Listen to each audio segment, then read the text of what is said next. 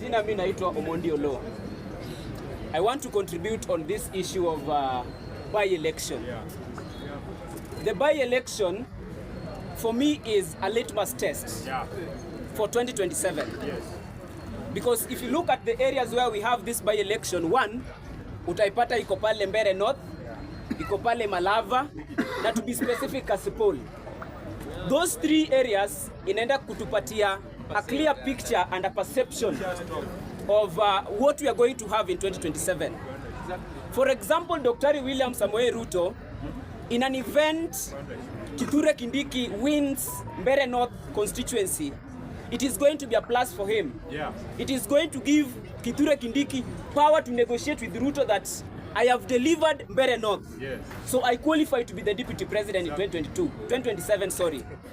In an event, Kithure Kindiki and Mr. Ruku loses in Mbeere North, their bargaining power is going to go down. And Ruto is going to be very easy to tell them, I gave you a test. Nilikupatia Mbeere North, udeliver, auku deliver. So it means in 2027, uwezi nipatia kura nikuwe president 2027. If you go to Malava, again you're going to realize the top candidates in either UDA, NADAP.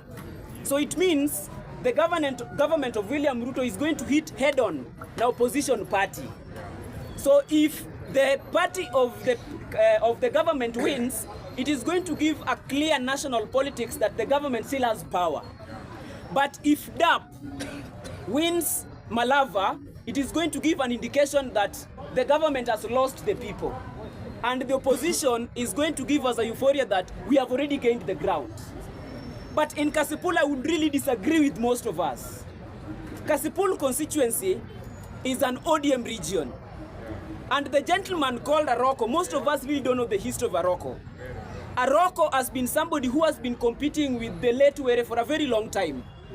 And it is him who has been giving Were problems and pressure in that constituency. Number two, that is constituency that is for ODM before.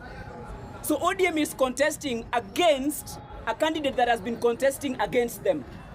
So in an event, ODM wins Kasipul, it is going to give ODM momentum to come to the national politics and tell Ruto, we are still the bull, we are still the lion in the house.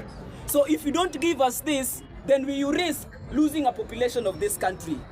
So if ODM wins in Kasipul, it is going to give ODM a momentum to come to Ruto and bargain for 2027. But if ODM lose, I'm afraid, if they lose again, it is going to give us a national perception that this ODM that we're talking about, it has lost ground in its home ground only. But again, if you run away even from the by-elections, political parties, why do we form political parties? Political parties are formed so that political parties can form governments. That is why ukiangalia ndani ya chama iko na manifesto. Ile manifesto chama inaleta ili siku moja wakitengeneza serikali wafanyie wananchi kazi. So ODM as a party in Kasipul, for example, it is a life and death for ODM to win that constituency.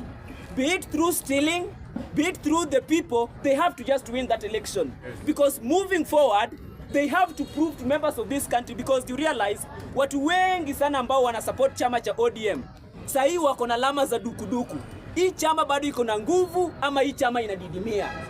Na kama chama iko na nguvu, lazima wa prove. Na hii Kasipul, sababu Kasipul ni nyumbani cha chama cha ODM, it is an orange region. Lakini ukienda mali kama Ugunja, for example, it is not contentious because no eye is on that position.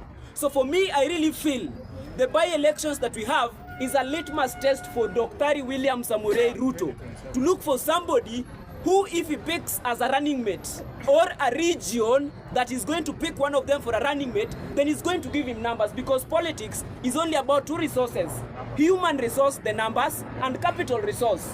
But I know that Dr. Ruto already has capital resource. So he's looking for human resource. And human resource is only going to be found in political parties and in regions. So for me, finally, by-election is a litmus test for these people who are gambling behind Ruto that I qualify to get this. So if Kindiki loses in Mbeere North, I think he should be a worried man. If Ruku loses in Mbeere North, he should be a worried man. If ODM loses in Kasipul, it must be a worried party, because it is not going to bargain if only Kasipul they cannot succeed. Santeni sana.